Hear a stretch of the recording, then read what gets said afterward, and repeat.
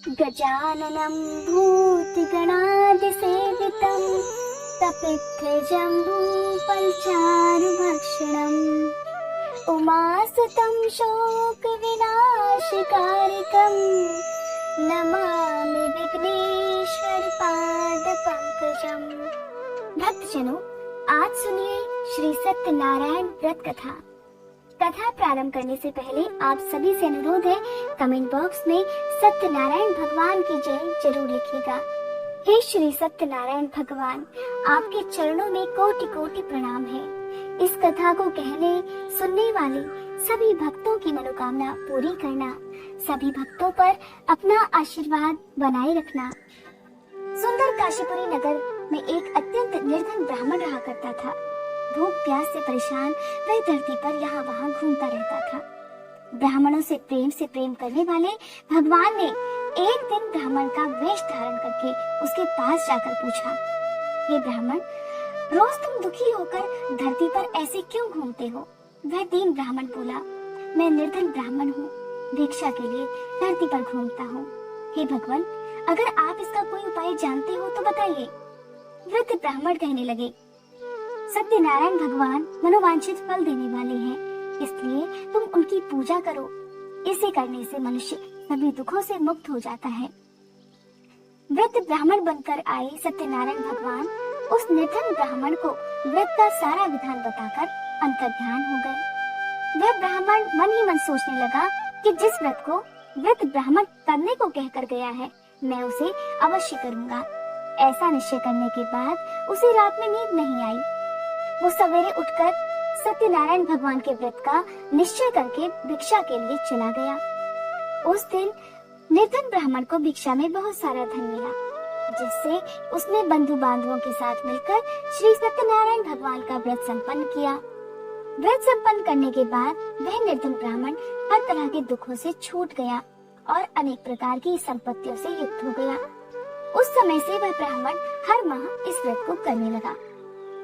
इस तरह सत्यनारायण भगवान के व्रत को जो मनुष्य करेगा, वह सभी प्रकार के पापों से छूटकर मोक्ष को प्राप्त हो जाएगा। जो भी मनुष्य इस व्रत को करेगा, उसके सभी दुख दूर हो जाएंगे। सूत जी बोले कि इस तरह से नारद जी से नारायण जी का कहा हुआ श्री सत्यनारायण व्रत मैंने तुमसे कहा। हे विप्रो, अब मैं और क्या कहूँ? तब ऋषि बोले, हे मुनिवर, संसार में उस विप्र से सुनकर और किस किस ने इस व्रत को किया? हम सब इस बात को सुनना चाहते हैं। इसके लिए हमारे मन में श्रद्धा का भाव है। तब सूत जी बोले, हे मुनियों, जिस जिसने इस व्रत को किया है वह सब सुनो। एक समय वही विप्र धन और ऐश्वर्य के अनुसार अपने बंधु बांधवों के साथ इस व्रत को करने के लिए तैयार हो गया। उसी समय एक लकड़ी बेचने वाला बूढ़ा आदमी आया और लकड़ियां बाहर रखकर अंदर ब्राह्मण के घर में गया। प्यास से दुखी वह लकड़हारा उनको व्रत करते देखकर विप्र को नमस्कार कर पूछने लगा कि ये सब आप लोग क्या कर रहे हैं और इसे करने से क्या फल मिलेगा? कृपा करके मुझे भी बताइए। तब ब्राह्मण ने कहा कि यह सब मनोकामनाओं को पूरा करने वाला भगवान सत्यनारायण का व्रत है और इनकी कृपा से ही मेरे घर में धन धान्य की वृद्धि हुई है। विप्र से सत्यनारायण व्रत के बारे में जानकर लकड़हारा बहुत प्रसन्न हुआ। वह चरणामृत लेकर और प्रसाद खाने के बाद अपने घर गया। लकड़हारे ने अपने मन में संकल्प लिया कि आज लकड़ी बेचने से जो धन मिलेगा, मैं उसी से श्री सत्यनारायण भगवान का व्रत करूंगा। मन में ऐसा विचार लेकर वह बूढ़ा आदमी सिर पर लकड़ियां रखकर उस नगर में बेचने गया जहाँ धनी लोग ज्यादा रहते थे।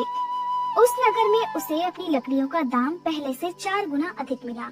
वह बूढ़ा खुशी के साथ दाम लेकर केले, शक्कर, घी, दूध और दही के साथ साथ गेहूं का आटा लेकर भगवान सत्यनारायण के व्रत की अन्य सामग्रियां लेकर अपने घर पहुंच गया।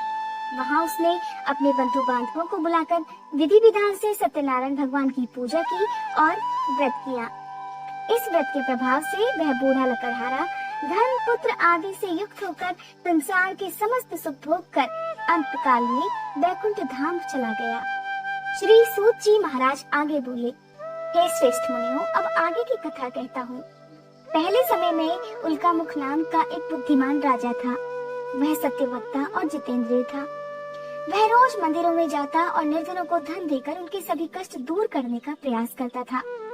उसकी पत्नी कमल के समान मुख वाली और सती साध्वी थी। भद्रशिला नदी के तट पर दोनों ने सत्यनारायण भगवान का व्रत किया। उसी समय साधु नाम का एक वैश्य वहां आया। उसके पास व्यापार करने के लिए बहुत सा धन भी था। राजा को व्रत करते देखकर वह विनम्र निवेदन के साथ कहने लगा, हे राजन, भक्ति भाव से पूर्ण होकर आप यह क्या कर रहे हैं? मैं सुनने की इच्छा रखता हूँ, कृपा करके आप मुझे बताइए। हे साधु, अपने बंधु बांधवों के साथ पुत्र की कामना के लिए मैं एक सर्वोत्तम व्रत का, जिसे सत्यनारायण भगवान का व्रत कहते हैं, पूजन कर रहा हूँ। राजा के वचन सुनकर वह साधु आदर से बोला, हे राजन, मुझे इस व्रत का सारा विधान जानना है। मुझे आप बताइए, आपके कहे अनुसार मैं भी इस व्रत को करूँगा। मेरी कोई भी संतान नहीं है और इस व्रत को करने से निश्चित रूप से मुझे संतान की प्राप्ति होगी। और तब राजा से व्रत का सारा विधान सुनकर व्यापार से निवृत्त होकर वह व्यापारी अपने घर चला गया। साधु वैश्य ने अपनी पत्नी को संतान देने वाले इस व्रत का वर्णन कह सुनाया और कहा, जब मेरी संतान होगी तब मैं इस व्रत को जरूर करूँगा। साधु ने इस तरह के वचन अपनी पत्नी लीलावती से कहे। एक दिन लीलावती पति के साथ आनंदित होकर सांसारिक धर्म में प्रवृत्त होकर सत्यनारायण भगवान की कृपा से गर्भवती हो गई। 10वें महीने में उसके गर्भ से एक सुंदर कन्या ने जन्म लिया और वह कन्या दिनों दिन ऐसे बढ़ने लगी जैसे शुक्ल पक्ष का चंद्रमा बढ़ता है। माता पिता ने अपनी कन्या का नाम कलावती रख दिया। एक दिन लीलावती ने अपने पति को सत्यनारायण भगवान के व्रत का संकल्प याद दिलाया और उसे करने के लिए कहा। तो साधु बोला, हे प्रिय, इस व्रत को मैं अपनी कन्या के विवाह के अवसर पर करूँगा। इस प्रकार अपनी पत्नी को आश्वासन देकर वह नगर को चला गया। कलावती पिता के घर में रहकर बढ़ने लगी। साधु ने एक बार नगर में अपनी कन्या को सखियों के साथ देखा तो तुरंत ही अपने दूत को बुलाया और कहा कि मेरी कन्या के योग्य वर देख कर आओ। साधु की बात सुनकर वह दूत कंचन नगर में पहुंचा और वहां देखभाल कर लड़की के सुयोग्य वणिक पुत्र को ले आया। अपनी पुत्री के योग्य उस युवक के साथ व्यापारी ने अपनी पुत्री का विवाह कर दिया। लेकिन दुर्भाग्य की बात ये रही कि साधु ने अभी भी भगवान सत्यनारायण का व्रत नहीं किया। इस पर भगवान क्रोधित हो गए और श्राप दिया कि साधु को सबसे ज्यादा दुख मिले। अपने काम में कुशल साधु बनिया जमाई को लेकर समुद्र के पास स्थित रत्नसारपुर नगर में गया। वहां जाकर दामाद ससुर दोनों ने मिलकर चंद्रकेतु राजा के नगर में व्यापार करना प्रारंभ कर दिया। एक दिन भगवान सत्यनारायण की कृपा से एक चोर राजा का धन चुराकर भाग रहा था। उसने राजा के सिपाहियों को अपना पीछा करते देखकर चुराया हुआ धन वहां रख दिया जहां साधु अपने जमाई के साथ ठहरा हुआ था। यह सब सत्यनारायण भगवान की ही माया थी। राजा के सिपाहियों ने साधु वैश्य के पास जब राजा का धन पड़ा हुआ देखा तो वह ससुर और जमाई दोनों को बांधकर खुशी के साथ राजा के पास ले गए और कहा कि हम उन दोनों चोरों को पकड़कर ले आए हैं। अब आप जैसा चाहें वैसा इनके साथ करें। राजा की आज्ञा से उन दोनों को कठिन कारावास में डाल दिया गया। उनका सारा धन भी उनसे छीन लिया गया।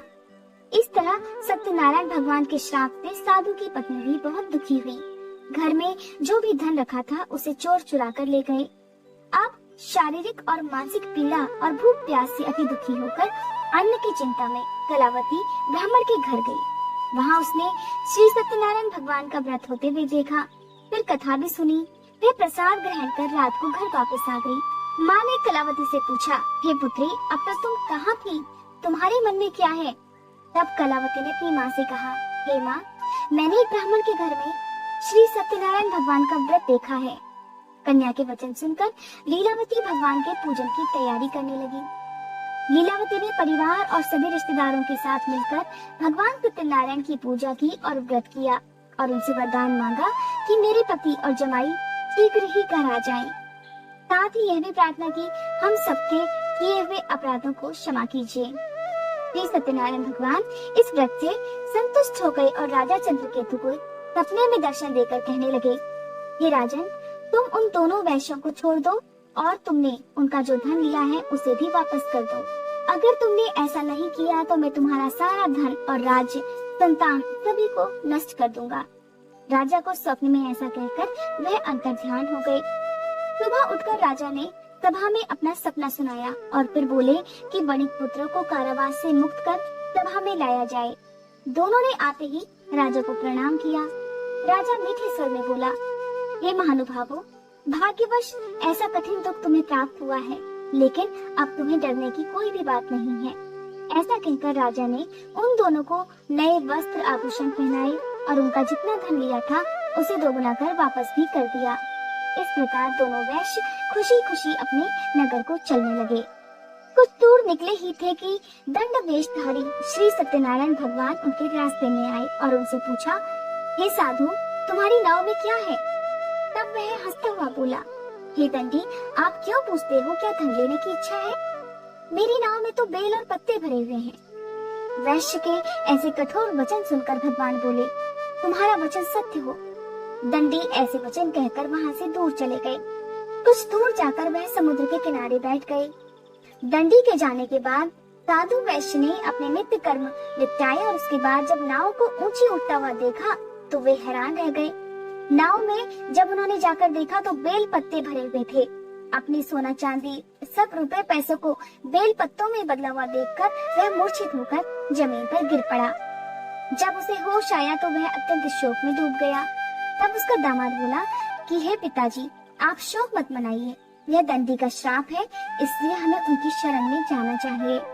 हमारी मनोकामना तभी पूरी हो सकेगी। दामाद की बात सुनकर वह दंडी के पास पहुंचा और अत्यंत भक्तिभाव नमस्कार करके बोला, हे प्रभु, मैंने आपसे जो असत्य वचन कहे थे उनके लिए मुझे क्षमा कर दीजिए। ऐसा कहकर वह रोने लगा। तब दंडी भगवान बोले, हे वणिक पुत्र, मेरी आज्ञा से बार बार तुम्हें दुख प्राप्त हुआ है। तुम मेरी पूजा से विमुख हुए। और तब साधु बोला, हे भगवान, आपकी माया से ब्रह्मादि देवता भी आपके रूप को नहीं जान पाए। तब मैं तो अज्ञानी ठहरा, मैं कैसे जान सकता हूँ? हे प्रभु, अब आप कृपा करके मुझ पर प्रसन्न हो जाइए। मैं अपनी सामर्थ्य के अनुसार आपकी पूजा करूँगा। हे प्रभु, मेरी रक्षा कीजिए और पहले की तरह मेरी नौका में धन भी भर दीजिए। साधु वैश्य के विनम्र वचन सुनकर भगवान प्रसन्न हो गए और उसकी इच्छा अनुसार वरदान देकर अंतर्ध्यान हो गए। सुरजमाई जब नाव पर आए तो नाव धन से भरी हुई थी। वहीं अपने दूसरे साथियों के साथ मिलकर भगवान सत्यनारायण की पूजा की और अपने नगर को चल दिए। जब नगर के नजदीक पहुँचे तो दूत को घर पर खबर करने के लिए भेज दिया। दूत साधु की पत्नी को प्रणाम कर कहने लगा कि मालिक अपने दामाद सहित नगर के निकट आ गए हैं। दूत की बात सुनकर साधु की पत्नी लीलावती ने बड़े हर्ष के साथ सत्यनारायण भगवान की पूजा कर अपनी पुत्री कलावती से कहा, मैं अपने पति के दर्शन करने को जा रही हूँ, तुम भी जल्दी जल्दी आ जाना। माँ के ऐसे वचन सुनकर कलावती जल्दी में प्रसाद छोड़कर अपने पति के पास मिलने के लिए चली आई। इस प्रकार प्रसाद का अपमान कर सत्यनारायण भगवान नाराज हो गए और नाव सहित उसके पति को पानी में डुबो दिया। कलावती जब वहाँ पहुँची तो अपने पति को ना पाकर वह रोते रोते जमीन पर गिर गई। नौका को डूबा हुआ देखकर और कन्या को रोते हुए देखकर वह साधु दुखी होकर बोला, हे प्रभु, मुझसे और मेरे परिवार से जो भी भूल हुई है उसे क्षमा कर दीजिए।